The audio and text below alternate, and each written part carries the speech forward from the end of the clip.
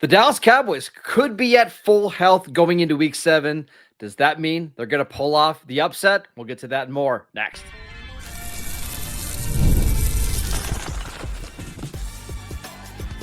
You are Locked On Cowboys, your daily Dallas Cowboys podcast. Part of the Locked On Podcast Network, your team every day. Welcome back to the Locked On Cowboys podcast, part of the Locked On Podcast Network, your team every day. We'd like to thank you for making us your first listen of the day. I am your host, Marcus Mosher. He is Landon McCool. And on today's show, we are getting you ready for the Cowboys Week 7 matchup against the Washington Commanders. A pretty big game. If the Cowboys can win this one, they can get back to 500. They'd stay alive a little bit in the NFC East. One of the good things about this game, Landon, is it does seem like the Cowboys are starting to get a little bit healthier, whereas Washington, they're going to go into this game likely without Terry McLaurin. They won't have Noah Brown. We'll see about the status of Deebo Samuel, who did not practice on Wednesday and Thursday, who's been dealing with a heel injury. Dorrance Armstrong, their best pass rusher, he's dealing with a hamstring injury, likely to miss this game. What do you think? First of all, I know they're a division rival, but I'm still very much a proud papa that Dorrance Armstrong is their best pass rusher. I mean, how far he's come is just incredible, honestly. Yeah. But yes, he's injured, obviously, and it's very. The Cowboys find themselves in a very unusual position. It feels like for themselves is they're the more healthy team going into this game, right? It feels like the Cowboys. I mean, there certainly have been teams that had longer injury lists. But as far as like missing key players versus their opponents, it feels like it's been at least not this season where the Cowboys have been on the proper side of that. And so yeah, it is nice to see not so much the Commanders injured, but it's nice to see that the Cowboys are starting to get some of their guys healthy again. It sounds like we're going to get Booker back. It sounds like obviously CeeDee sounds like he's going to be good to go we said with no restrictions basically, well, which is we should talk about that. Yeah. CeeDee Lamb during a Thursday interview said that he felt like he could have played last week against Carolina, but he wanted to give himself another week to make sure that when he was back on the field, he was fully healthy. I think he was limited on Wednesday. He was a full participant on Thursday. It doesn't even sound like he's going to have a game status here for Sunday. How big of a deal is it going to be to reinsert CeeDee Lamb into this offense? It's already been scoring a ton of points. Yeah, first of all, I think it was what we talked about the other day, right? Where he was probably pretty close to go against Carolina. They decided to just delay it 1 week to when they'll be at the home game on their home turf. He's a little bit better footing. It's going to be enormous, right? Like just having both of those guys out there against an outmanned, and no pun intended, defensive secondary for the Commanders that is just not simply going to be able to keep up with them. I mean, I think we saw exactly what how they can be exposed with the Bears game. And Lattimore is just a shell of himself, which is kind of why I thought that trade was just a terrible idea in the first place. And I think you're going to see Pickens be able to focus on the outside. They're going to move CeeDee around. They were already the number one offense in football without CeeDee in the last few weeks. So you add in their best player onto the offense outside of Dak, I would say at this point. And yeah, I would imagine that the Cowboys are going to get an opportunity to real shine against what is going to be an overmatched secondary without, as you pointed out, without their best pass rusher. One of the things I talked with David Harrison from Locked On Commanders about on Thursday is that the overall team speed of Washington is really bad. They're just a slow defense. And now that you're getting back CeeDee Lamb, you have the Commanders coming off a Monday night game in Chicago. In Washington, that was physical, that came down to the last second.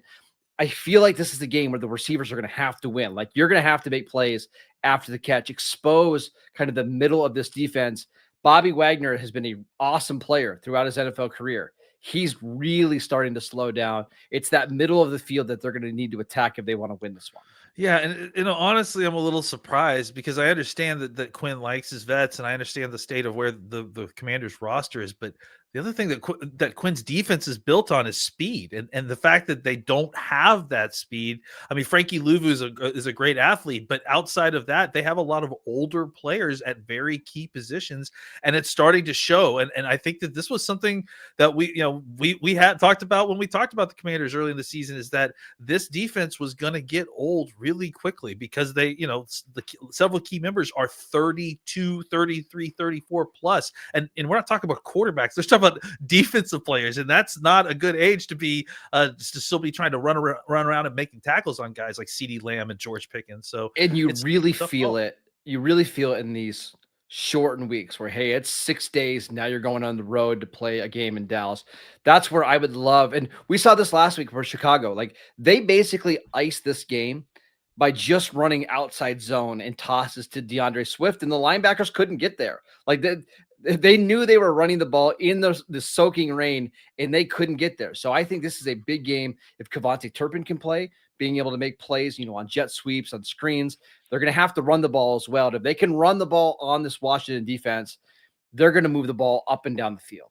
Yeah, and I think they will be able to run the ball in this Washington defense, just based on what we saw against Chicago as well, right? Chicago was able to move the ball; they got it outside. I think you're going to see lots of the kind of power, the pin and pull stuff, the outside. They're going to attack the edges.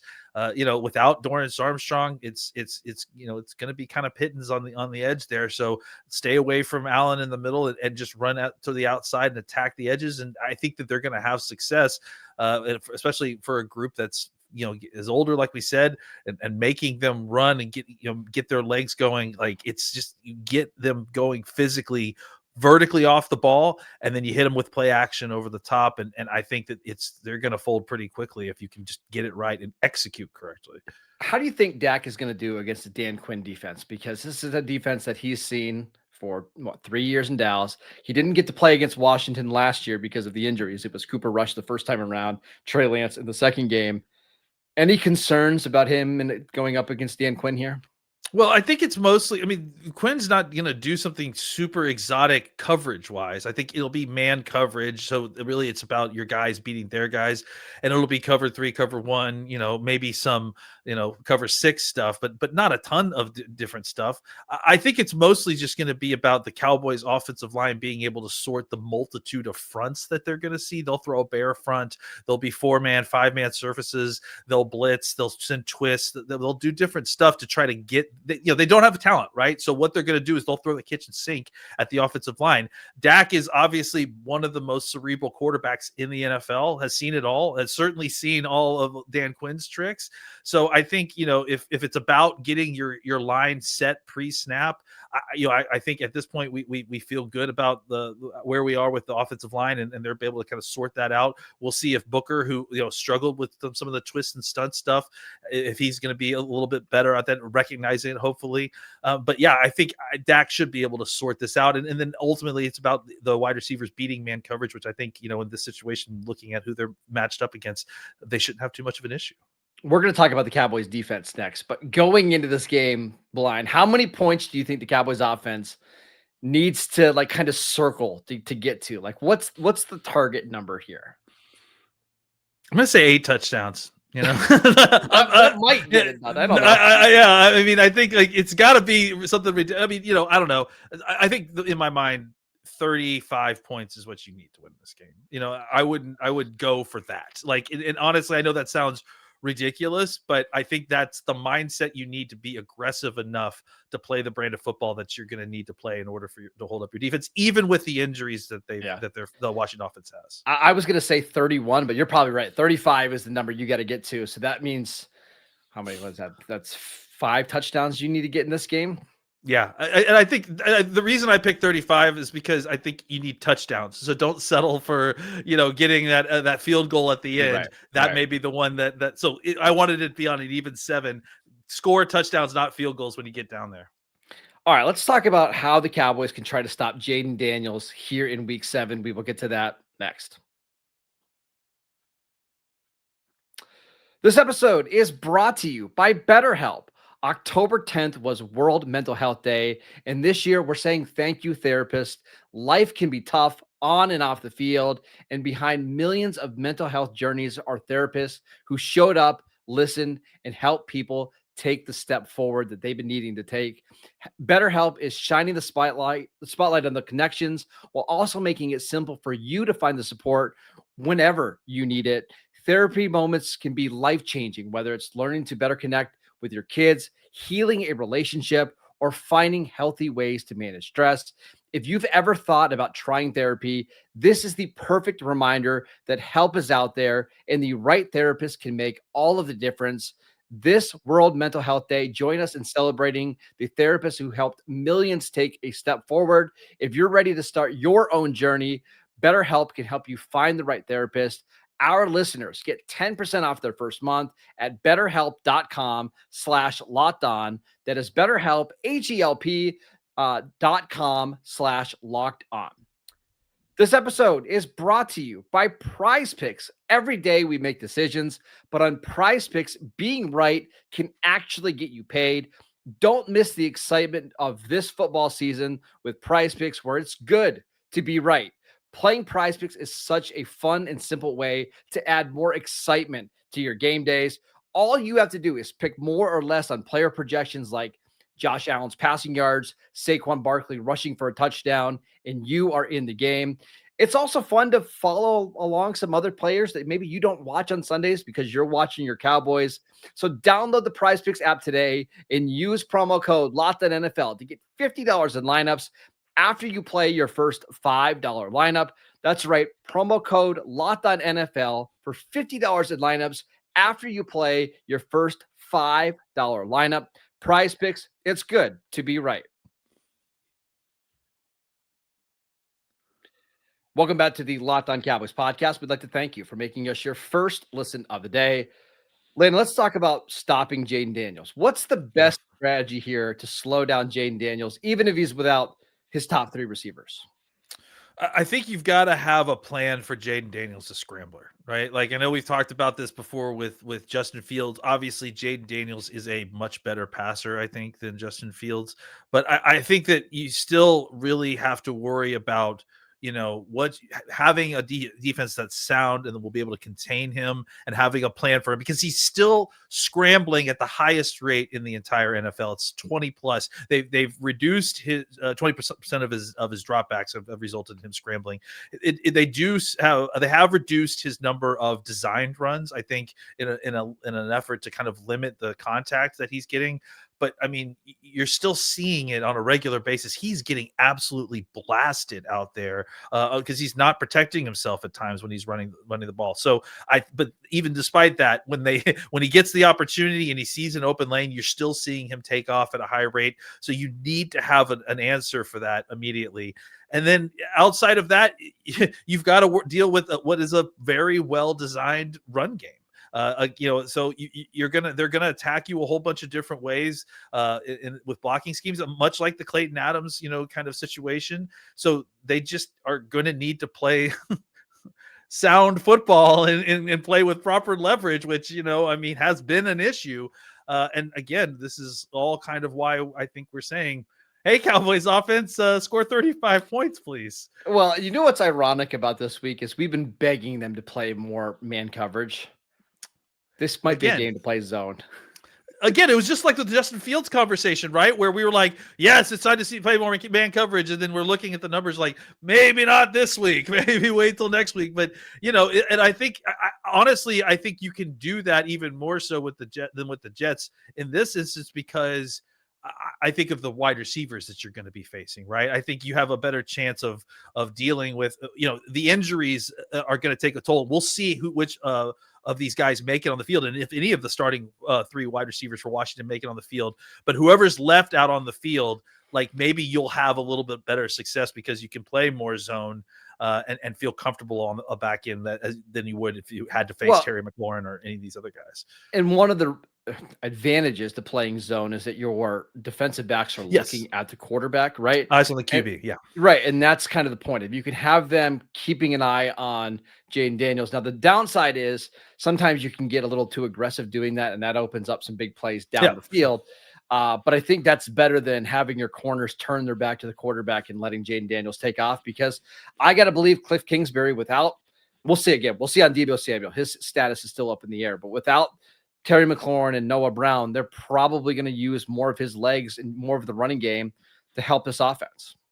Yeah, absolutely. And I think, what they probably are not going to want to do is have to get into a shootout. I think if anything, they would rather possess the ball, go on long drives, but that's going to be another part of the issue, because a huge part of their offense is about tempo. So it becomes the whole Chip Kelly thing, right? Like, can you properly possess the ball with your run game? And if it comes down to, I mean, with the Cowboys, they might be able to, but they may not have the same advantages they normally have against, kind of middling offenses, I guess, where they aren't being put into negative game script thoughts.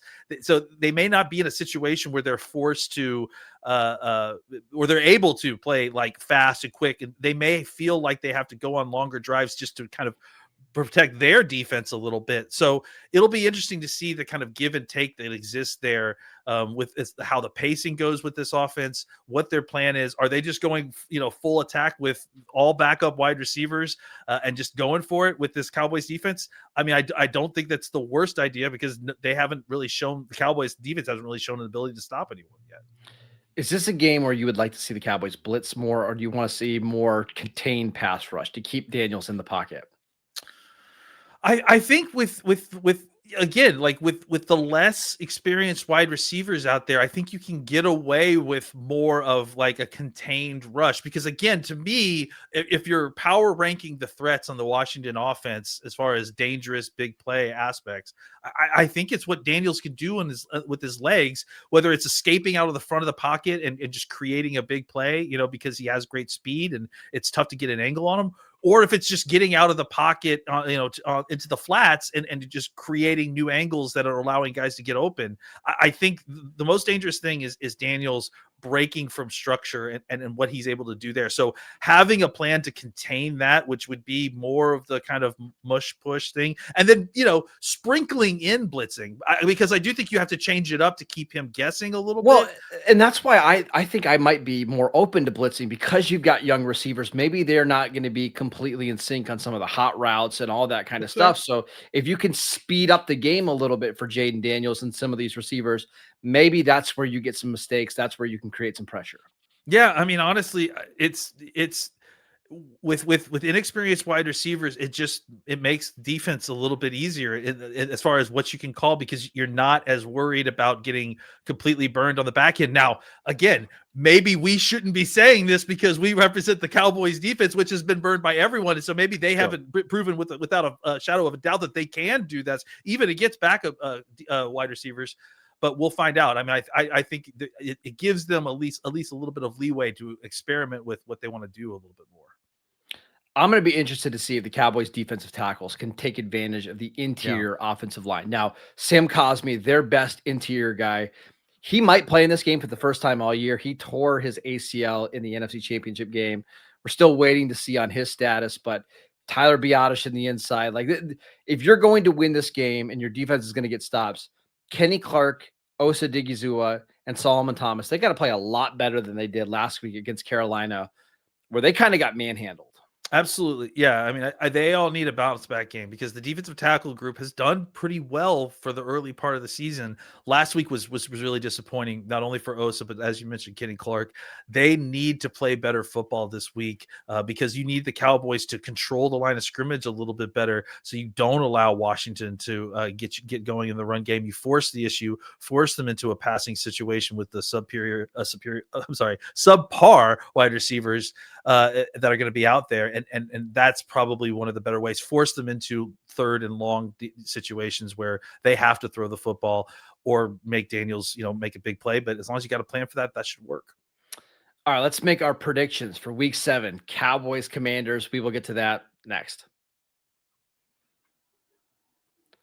This episode is brought to you by Mazda. Mazda crafts cars for those who do more than simply move. Mazda delivers confidence with every ride, with more IIHS top safety pick awards than anyone else. From footwork to breathwork, Athletes sweat all of the details, and Mazda brings the same attention to how they craft every single model. You can feel the Japanese craftsmanship in every detail, from metallic accents to available Napa leather upholstery. You can make your everyday drives feel like anything but, with smooth handling to incredible controls. And with all-wheel drive standard in every crossover SUV, you can drive with confidence through almost any season. And like our players, we sweat every detail, because when you make every move count, impossible becomes irrelevant. Mazda, move and be moved. This episode is brought to you by Rougiet. Guys, you've probably heard of Viagra or Cialis. Maybe you've even tried them. But if you're looking for something beyond the usual pill, it's time to meet Rougiet Go Long.